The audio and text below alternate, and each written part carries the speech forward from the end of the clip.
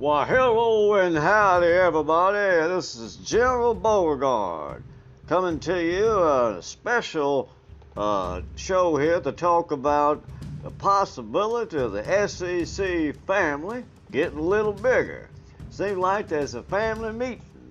Texas and Oklahoma is considering joining the SEC. You've heard it all over the internet. You probably watched a ton of YouTubes about it. Well, come on in and let the General tell you what's going on. Next, on General Beauregard SEC Football Talk.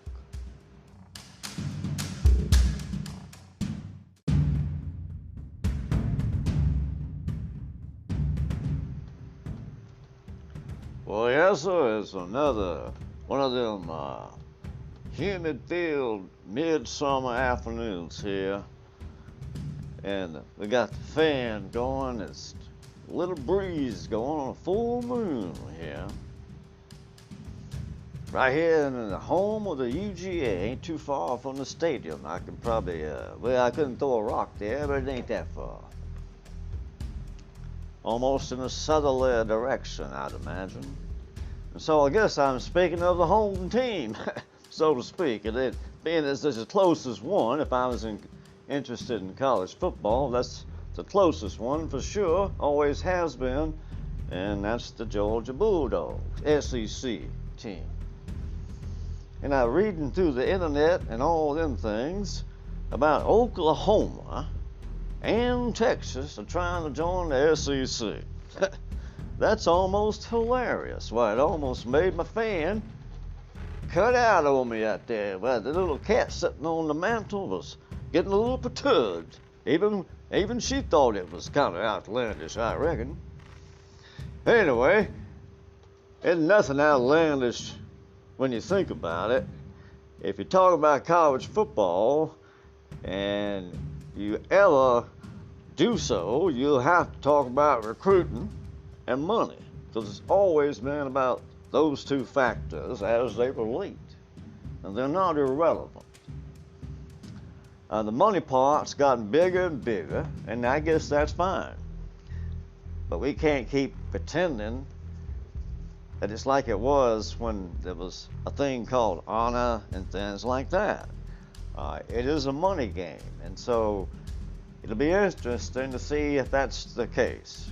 Has college football just become NFL light, and is that what the SEC is? I'm not so sure I'd be interested in something like that.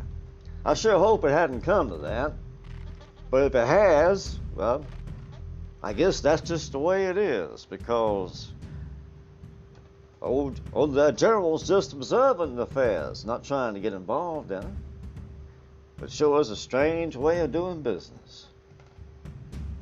The NCAA has always had a strange way of doing business. And I reckon, I'm not even sure what they are doing now. The NCAA is supposedly in charge of this, but it seems like the networks at ESPN have just as much to say as they do.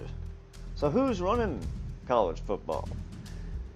Well, it's always been about money and recruiting longer than you can remember. It really has. The money's gotten bigger, but it's always been about recruiting, even when it wasn't about money. And I'd have to imagine that money would always have something to do with recruiting in college football, or some sort of reward of whatever nature one would conjure. Certainly there must be some motivation. Generally it was to get an education and playing sports, and then it graduated into what we have now. So I'm not really sure what we would lose, but I sure hate contemplating that hideous thought that the SEC has allowed itself, and is actually seeking and beseeching to further this endeavor of turning the SEC, the Southeastern Conference, into NFL light. If that's what you're wanting, I reckon that's a gamble you're gonna have to take.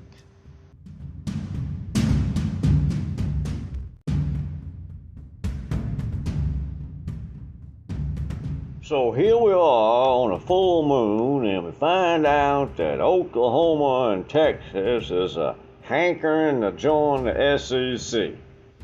Well, I suspect it probably ain't as much of that as that they're trying to get out of where they happen to be, which is the Big 12. And I don't really see a problem with that from a standpoint if it is Oklahoma, where being in the Big 12 is a bad thing.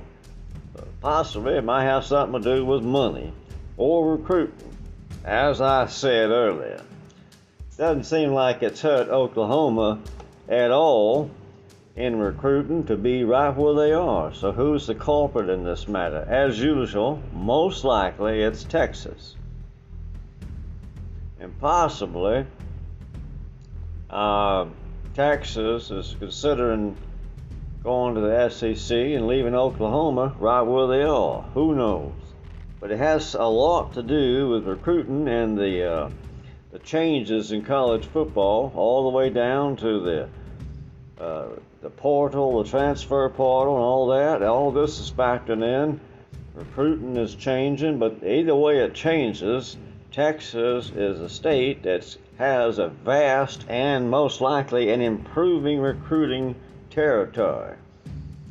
You think they'd never make a decision where recruiting would be a factor, because they're in one of the best states and they are the prime institution. So why would they want to jump conferences in order to recruit?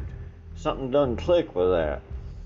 Especially since they got a guy from Alabama there, and it's like they ought to be stepping it up. They've actually never recruited bad, even though they stumbled for, it seems like it's longer than a decade, but perhaps less. But Texas has lost the sheen of what it was with Darrell Royal and back in the day, and Alabama had the glory, and so did Southern Cal and Ohio State and Michigan. That was 50 years ago. I was a youngster when that was the situation. But Texas fell off the map long before that, in terms of long since the glory days of Darrell Royale. They never really recovered. They had a dynasty of sorts that was rivaling that of Bear Bryant in Alabama. I know these youngsters here don't even remember that, and it's a good thing, because Darrell Royal wasn't all that memorable, but he did a lot at Texas.